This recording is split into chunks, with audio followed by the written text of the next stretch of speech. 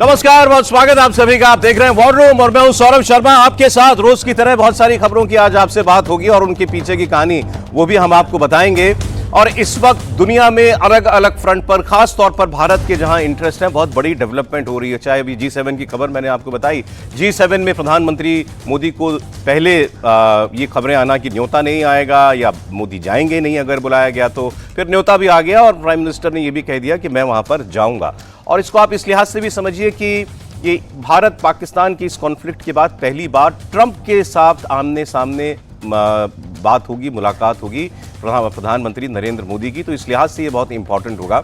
दूसरी ओर जो अब हमारे सारे डेलीगेशन तो विदेश से बाहर आ गए, भारत आ गए, लेकिन पाकिस्तान के जो लोग अभी अमेरिका में खास तौर पर घूम रहे हैं अपनी बात बताने के लिए, वो जो कुछ खुलासे कर रहे हैं वो हमारे यहाँ बैठे लोगों को सुनने ज्यादा जरूरी नहीं है। जिनको सरेंडर शब्द पता नहीं कहां से सूझ गया, तो वो बातें भी आज आपके सामने करेंगे। और आज 7 जून है। 7 जून की तारीख आप याद कीजिए, ठीक 1 महीना पहले क्या हो रहा था। अभी जो रात बीती, 1 महीना पहले इसी रात को आपने पाकिस्तान में 9 आतंकवादी ठिकानों पर जाकर के प्रहार किया था, धमाके किए थे। और वो ऐसी तस्वीरें हैं जो पाकिस्तान मरते दम तक भूलेगा नहीं। इसके अलावा आज के दिन 7 तारीख को क्या हुआ था? 7 तारीख को पाकिस्तान ने पलटवार करने की कोशिश की थी। उसने बड़े बड़े दावे भी किए थे, लेकिन वो किसी नुकसान का कोई भी सबूत भारत या दुनिया को नहीं दे पाया कि उसने भारत के हमले के जवाब में हमारा क्या नुकसान किया आखिर। और इसी बीच में भारत जो है अब पाकिस्तान के एयर डिफेंस को चुन चुनकर मार रहा था। और ये बातें कल प्राइम मिनिस्टर मोदी ने कश्मीर से आपको याद भी दिलाई। प्रधानमंत्री ने 2 बातें कही कि यह हमला पाकिस्तान ने करवाया क्यों था, जिसके पीछे सीधे उनका आर्मी का चीफ, अब ये फील्ड मार्शल बन गया, मुनीर खड़ा था। वो कश्मीर की तरक्की और कश्मीर के टूरिज्म को सीधे सीधे उस पर हमला करना चाहता था। वो उसने किया, लेकिन जो जवाब उसने सोचा होगा कि भारत देगा या जैसा जवाब देगा, उससे बेहद बड़ा जवाब भारत ने उसको दिया, जिसके लिए पाकिस्तान किसी भी किस्म से तैयार नहीं था। और फिर प्रधानमंत्री का यह भी कहना कि जब तक नरेंद्र मोदी खड़ा है तब तक कश्मीर की तरक्की नहीं रुकेगी। कश्मीर की तरक्की के आड़े आने वाली हर अड़चन को पहले नरेंद्र मोदी को फेस करना पड़ेगा। तो अब सवाल यह है कि ये जो हमने ऑपरेशन सिंदूर में पाकिस्तान को जवाब दिया, आज ये बात इसलिए क्योंकि 1 महीना पूरा हुआ, तो ये पाकिस्तान को जो सबक मिला, ये कैसा सबक है? ये शॉर्ट टर्म मेमोरी लॉस वाला सबक है, जो हुआ भूल जाएगा फिर अपने उसी ढर्रे पर आ जाएगा, या सबक उसको इस बार उसके दिमाग में फिट बैठा है? कितने वक्त तक ये चल सकता है? लॉन्ग टर्म, शॉर्ट टर्म, हम क्या उम्मीद करें कि अब फिलहाल पाकिस्तान के साथ शांति कितनी स्थायी है या बिल्कुल नहीं है? इन सारी बातों पर हम बात करेंगे। हमारे साथ मेरे जनरल एसबी अस्थाना साहब स्टूडियो में। सर बहुत स्वागत आपका। मेरे जनरल वीके दत्ता साहब आ चुके हैं। सर बहुत स्वागत आपका। और एयर कमोडोर एस बेल साहब हैं। सर बहुत स्वागत आपका भी। लेकिन शुरुआत में आपको 2 बयान से करना चाहता हूं आज के प्रोग्राम की।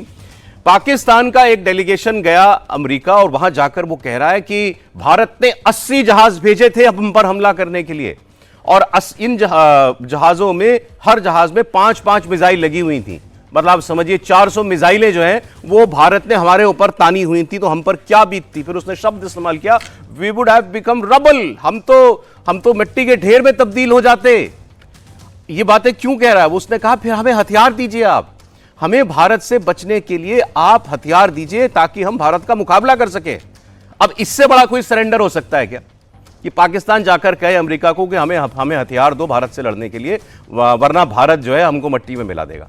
और फिर साथ साथ में आपको बयान पुराना है लेकिन वो भी आज दिखाना चाहता हूं, पाकिस्तान के प्राइम मिनिस्टर ने कैसे इस बात को स्वीकार किया था कि भारत की मिसाइलें उनके एयरबेस पर गिर रही थी। ये 9 तारीख की बात है हालांकि। तो पहले आप सुनिए, अमेरिका पहुंचे पाकिस्तानी डेलीगेशन ने भारत से बचने के लिए कैसे मदद की गुहार लगाई, और उसके साथ साथ सुना दीजिए पाकिस्तान के प्रधानमंत्री की बात। पाकिस्तान कह रहा है हमें टेक्नोलॉजी दीजिए, भारत के पास तो दुनिया भर की टेक्नोलॉजी है, हम आपसे खरीदेंगे ये टेक्नोलॉजी। कहां से खरीदेगा, पहला सवाल तो ये बनता है।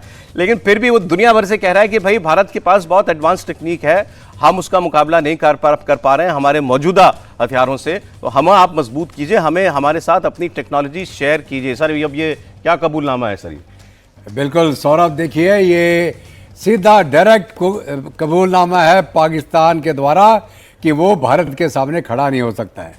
उसने जो ये हिमाकत करी पहलगाम में और सोचा कि शायद भारत कोई छोटा मोटा हमला कर देगा, उसने कभी ख्वाब में भी नहीं सोचा था कि भारत पलट के उसके अंदर घुस के उसके डेप्थ टारगेट्स में चुन चुन के उनके मरकज़ों को और टेररिस्ट इंफ्रास्ट्रक्चर को तबाह करेगा। उनको ये पता चल गया कि उनके पास भारत की उस शक्ति को और हमारी जो टेक्नोलॉजी है, हमारी जो एडवांस सिस्टम है, उसका मुकाबला नहीं कर सकता है। और ये भुक्का नंगा देश आतंकवाद के जोर पे जो भारत को चोट पहुंचाने की कोशिश कर रहा था, भारत ने इसको बता दिया कि आतंकवाद उसको कहीं पर नहीं लेके जा सकता और उस देश की तबाही हो जाएगी। अब ये पाकिस्तान को सोचना है कि क्या वो आतंकवाद को पालना चाहता है, क्या वो अपनी इस पागल फौज की मदद करना चाहता है, कि क्या अपने अवाम की तरक्की कराना चाहता है। कह रहा हम खरीद लेंगे, आप तो हमें नहीं, टेक्नोलॉजी वो क्या खरीदेगा? जिस अवाम के पास खाने को पैसा नहीं है, पाकिस्तान की फौज पहले इनको लूट के गुलछड़े उड़ा रही है और खा पी रही है। इनके जो गवर्नमेंट के बड़े बड़े मिनिस्टर हैं वो गुलछड़े उड़ा रहे हैं, तो ये क्या हशर होगा पाकिस्तान का? तो अभी पाकिस्तान की आवाम को सोचना पड़ेगा। और मैं आपको एक गारंटी देता हूं, भारत की फौज पाकिस्तान के अंदर एक कदम नहीं रखेगी। आप आतंकवाद बंद करिए, अपनी तरक्की करिए और मुल्ला मुनीर को घर भेज दीजिए, आप बिल्कुल सेफ हो जाएंगे। ये जो इन्होंने कहा ना कि भारत के पास दुनिया भर की टेक्नोलॉजी है, हमें भी दीजिए, हम आपसे तकनीक खरीदेंगे, इसके पीछे जरा सा सोचिए। अभी हमारे मेहमान आपको और डिटेल में बता देंगे ऐसा क्यों कहना पड़ रहा है पाकिस्तान को। दुनिया भारत के साथ टेक्नोलॉजी शेयर करता है, पाकिस्तान के साथ क्यों नहीं करता है? जहाज बना रहा है फ्रांस, हमने खरीदा, टेक्नोलॉजी ट्रांसफर की बात हो रही है, हम अगली जो डील करेंगे वो भारत में बनेगा जहाज, हम ऐसी डील कर रहे हैं। आपने कल ही खबर देखी, फ्यूजिलाज जो हैं राफेल जहाज के वो भारत के अंदर बनेंगे। ऐसा क्यों है? मिसाइल टेक्नोलॉजी भारत को मिल जाती है, न्यूक्लियर डील आपकी अमेरिका के साथ हो जाती है, क्यों नहीं होती पाकिस्तान के साथ? दुनिया ट्रस्ट नहीं करती है, भरोसा नहीं करती है इस देश के ऊपर। दो उदाहरण केवल मैं देता हूं, हमें याद है तो दुनिया को तो याद होंगे ही। ओसामा बिन लादेन कहां पकड़ा गया था? पाकिस्तान में। दूसरा इससे भी बड़ा उदाहरण, जब परवेज मुशर्रफ डिक्टेटर था पाकिस्तान का, इनका जो AQ खान है जिसने इनको न्यूक्लियर बम बना के चोरी से, फ्रॉड से और स्मगलिंग करके बना के दिया, पाकिस्तान न्यूक्लियर हथियार बनाने का इक्विपमेंट लीबिया को, गद्दाफी को, उस टाइम पर वो मर गया बाद में, उसको सप्लाई करता हुआ रंगे हाथों पकड़ा गया था। और उसके बाद इसका ठीकरा मुशर्रफ ने अपने उसी AQ खान, जिसको बोलते हैं ये father of the nuclear bomb, उसके सर पर फोड़ दिया था। तो जो देश न्यूक्लियर बम स्मगल कर सकता है अपने लिए और दूसरों को बेच सकता है, उसको आप टेक्नोलॉजी देंगे? बिल्कुल पाकिस्तान के ऊपर कोई भरोसा नहीं कर सकता टेक्नोलॉजी देने के लिए, पहली बात है। दूसरी चीज़ ये है कि उसको हथियार भी चीन दे रहा है, और चीन क्यों दे रहा है? क्योंकि उसको पैसा लेना है, और जो उनका हथियार, चीन के हथियार कोई और खरीदता नहीं है, तो ऐसे देशों को वो ढूंढता है जिनसे जिसको उन्होंने कर्जा दिया हुआ है, ताकि हथियार बेचे जाएं। और वो लोग ऑब्जेक्ट नहीं कर सकते कि नहीं, हमें ये नहीं, दूसरा हथियार चाहिए। अब ये लोग, जो आपने स्टेटमेंट बताई थी, मैं इसको थोड़ा सा डिकोड करना चाहूँगा। इस स्टेटमेंट में ये एक, सबसे पहले तो ये एक दूसरा तरीका है भीख मांगने का। आपने देखा होगा कि अलग तरीके से लोग भीख मांगते हैं, खूब ज़्यादा रोते हैं कि मेरे ऊपर इतना बड़ा खतरा आ गया।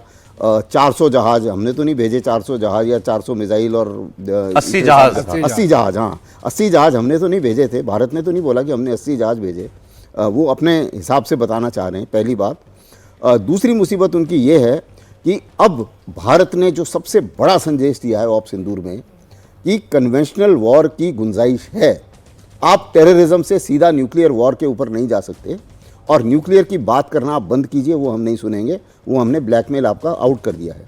अब उनको ये लग रहा है कि न्यूक्लियर की बात तो मैं कर ही नहीं पाऊँगा, तो मुझे किसी ना किसी तरीके से एक कन्वेंशनल डोमेन में या कन्वेंशनल तरीके से भारत का मुकाबला करने के लिए कुछ ताकत होनी चाहिए थी।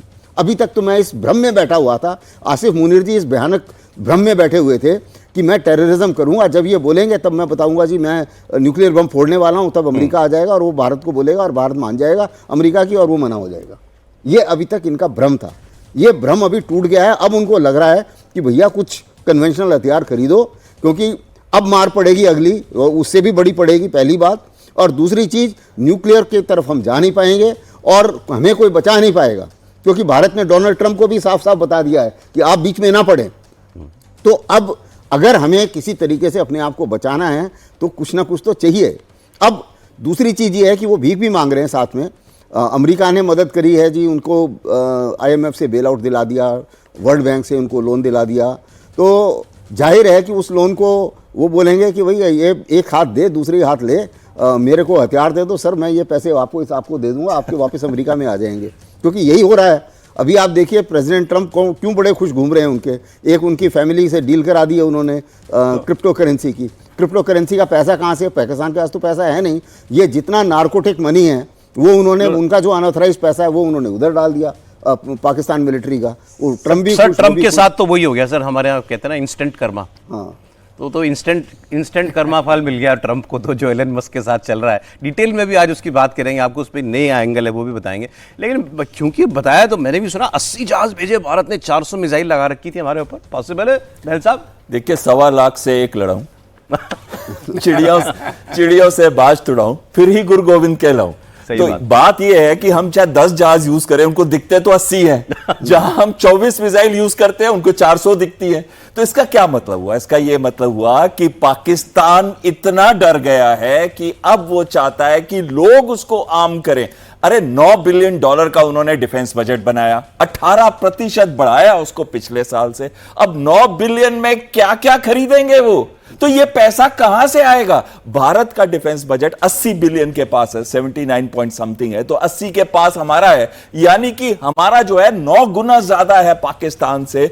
तब भी हम कहते हैं कि जो भी हम बनाएंगे अपने देश में उसका इस्तेमाल करेंगे। पाकिस्तान क्या बनाएगा अपने देश के अंदर? हमारे तो ड्रोन्स भी हम बनाते हैं, काउंटर ड्रोन्स भी हम बनाते हैं, आकाश सिस्टम जो सरफेस टू एयर मिसाइल है वो भी हम बनाते हैं। ब्रह्मोस, जिसके बारे में ये बात करते हैं कि इन्होंने तहलका मचा दिया था, जो कि एक ऐसी मिसाइल है जिसका तोड़ इनके पास नहीं है, तो वो कहां बनाएंगे ये?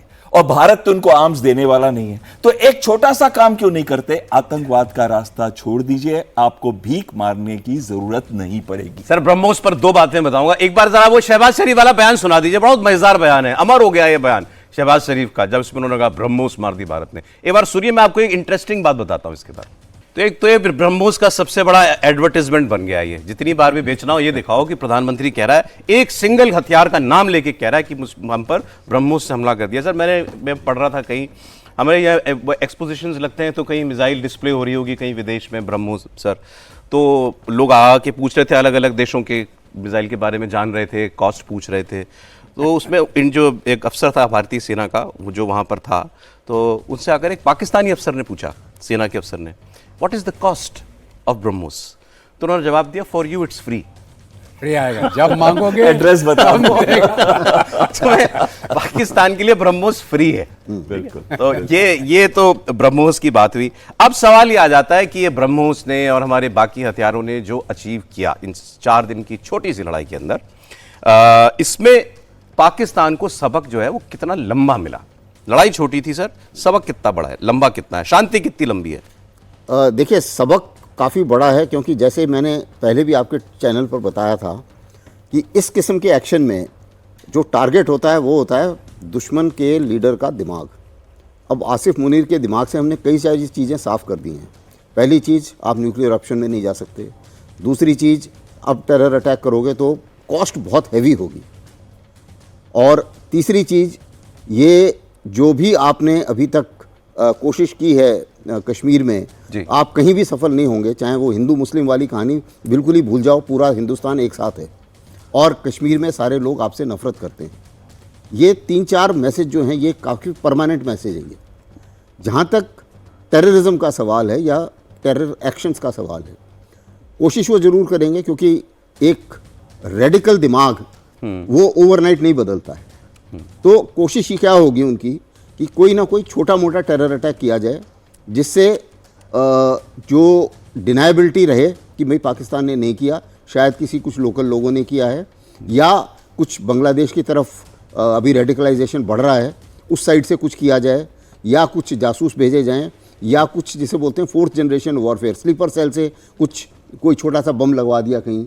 इस किस्म के एक्शन के ऊपर वो आएंगे, ऐसा मेरा अपना मानना है। और हमें इंटरनल सिक्योरिटी जो है वो बढ़ानी पड़ेगी। और ये चेक करेंगे तो नहीं बैठेंगे कि भारत कैसे रिस्पॉन्ड करता है। क्योंकि बिलावल ने ये बोला अभी यूएस में जाकर के कि मान लीजिए भारत में अब कोई भी और आतंकवादी हमला हो जाए, तो इन्होंने तो ये अब इससे ये उदाहरण सेट कर दिया है कि भाई कहीं भी कुछ भी हो जाए, बिना पूछे या बिना कोई सबूत दिए सीधे जाके पाकिस्तान को मारो। जज, ज्यूरी एंड एग्जीक्यूशन। हाँ, मतलब कि अब वो खुद कह रहे हैं कि वो हमें कोई सबूत नहीं देगा भारत हमको।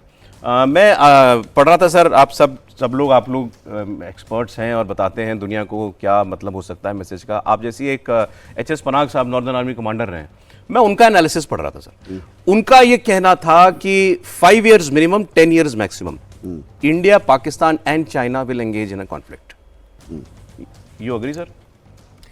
देखिए, ऐसा है कि एक एबनिशो अगर मैं कोई अप्रिसिएशन करूं, क्योंकि जनरल पनाग और मैं दोनों इकट्ठे ही एक साथ IMA में इंस्ट्रक्टर भी थे, और 21 कोर में वो कोर कमांडर थे, मैं उनका चीफ ऑफ स्टाफ था, और उसके बाद में वो 21 कोर में तकरीबन 9 महीने तक ऑफिसरिंग कमांडर भी रहा। तो हमारा जो माइंड सेट है, जो हम एनालिसिस करते थे, हम इकट्ठे बैठ के करते थे। तो कहने का मतलब ये है कि अगर मैं आज बैठ के हाइपोथेटिक एक एनालाइज करूं कि भाई जंग तो होगी, क्यों होगी जंग? क्योंकि भारत तरक्की कर रहा है, भारत की तरक्की चीन को खल नहीं रही है, पाकिस्तान उसका प्यादा है, और चीन पाकिस्तान का इस्तेमाल करके भारत की तरक्की को रोकने में मददगार हो सकता है। तो इसलिए आज हो या 5 साल के बाद हो, जब हम उस स्टेज में पहुंचेंगे कि जब हमारी तरक्की का लेवल इतना हो जाए कि जो चीन को और जो और मुल्क हैं जो अपने आप को सुपर पावर समझते हैं, उनके पेट में दर्द हो जाए, तो हो सकता है कि वो हमको पुल डाउन करने के लिए कोई कार्रवाई कराएं। सर ये सोचें, बालाकोट के बाद 6 साल शांति रही। बिल्कुल। तो अभी ऐसा है कि कीप योर पाउडर ड्राई, आपको अपनी तैयारी करके रखना, अपनी सेल्फ रिलायंस पे भरोसा करना है, और किसी भी मुल्क के ऊपर भरोसा नहीं करना है। आप अगर सेल्फ रिलायंट है, आपकी इकॉनमी तगड़ी है, आपके देश और आपकी जितनी ऑपोजिशन आपके साथ खड़ी है, तो आप किसी भी जंग से हार नहीं सकते हैं। दुनिया की सबसे बड़ी आबादी, फोर्थ लार्जेस्ट इकॉनमी आज के दिन में, सेल्फ रिलायंस में हमने दुनिया को दिखाया है कि हमारे वेपन एंड टेक्नोलॉजी कितनी एडवांस है, हमारा स्पेस, हमारे सैटेलाइट, हमारी अपनी काबिलियत। हमने उस चंद्रमा पे साउदर्न पोल के ऊपर लैंड करा के दिखाया अपना चंद्रयान, ये हमारी कैपेबिलिटी है। हम उस 1 मीटर पर 1 मीटर के अंदर अपनी मिसाइल घुसा सकते हैं। तो ये दुनिया को जानना चाहिए। भारत कोई ऐसा वो पुराना देश नहीं है जहां सांप सपेरे हुआ करते थे।